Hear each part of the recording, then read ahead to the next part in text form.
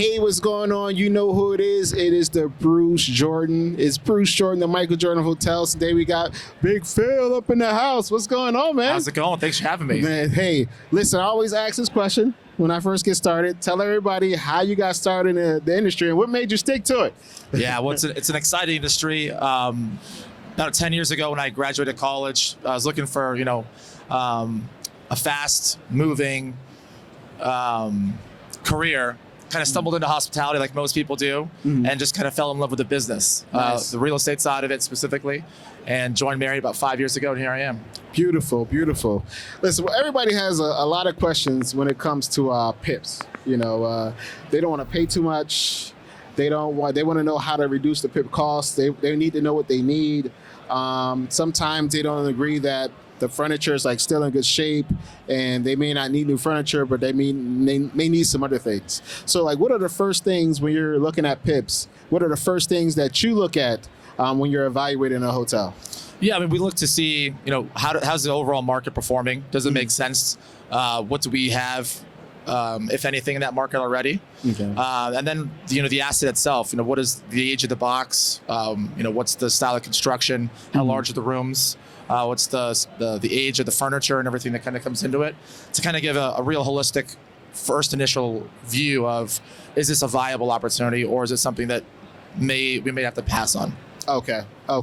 Now, when it comes to like branding, like brand conversions, I've had situations where it was a Marriott hotel, and they said, you know what, it may be more feasible for you to do a Delta versus the regular Marriott brand because of that type of market, because markets shift. So what are some of the things when you evaluate that type of rebranding? What are some of the things that you look at that you decide that, hey, you know what, it may be better to go with this opportunity than versus another? As I touched on, the market metrics really dictate that. So if you're looking at certain brands that are kind of on the higher end, Okay. The finishes might be so overwhelming that it makes that PIP not financially viable. But if you go look at a Delta, or if you look at maybe a Fairfield or something that's more conversion friendly, really makes that project pencil a bit better. Beautiful. Have you had situations where people went from full service to select service? We've looked at boxes that been in historically maybe a Holiday Inn, a full service Holiday Inn, that we've brought into the limited service world. In some of those instances, we've dual branded those boxes if it makes sense. Maybe if it's a 400 key hotel, then it can be 150 room Fairfield and a 200 room Town Place or something similar to that. Okay. So we've kind of ran the gambit of both those. Everybody talks about the costs, and I know you done did this 1,000 times. So, like, what is the top 3 things that you can give us as far as advice-wise to reduce costs of the PIP? Yeah, I think the first thing I would do is really reach out to a respected GC in the area to kind of give you a reasonable idea. Work with someone that's done this type of work in the industry, and then finally, talk to the brands too. The brands are really highly motivated to get a lot of these projects done. Okay. And oftentimes there might be some flexibility in when those requirements need to be put in place in the hotels. Have you ever ran into a situation where there was a procedure or something about that property that was unique, but it wasn't, I guess, sort of brand standards or brand approved?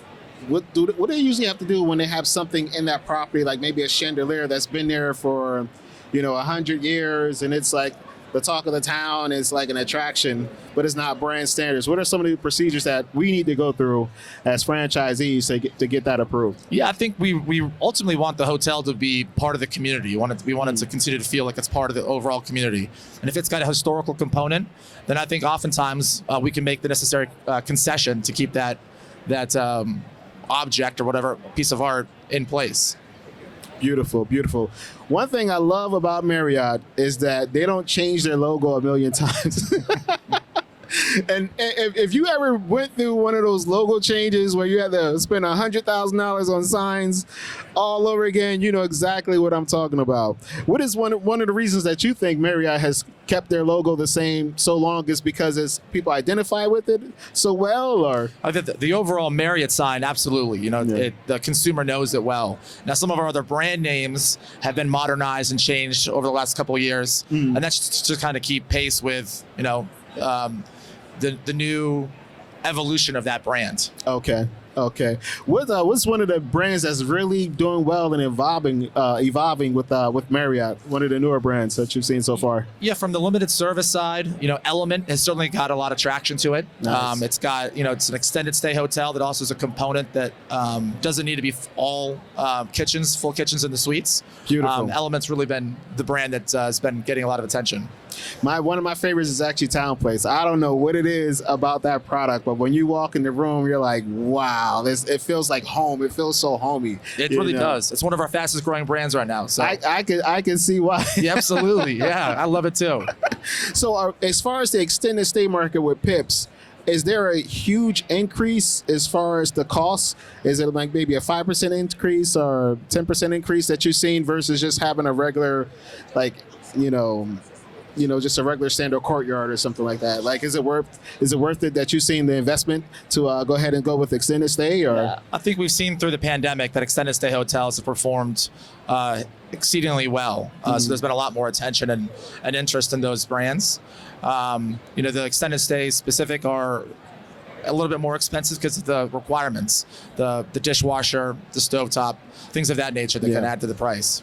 Yeah, the garbage disposal. Exactly. Yeah.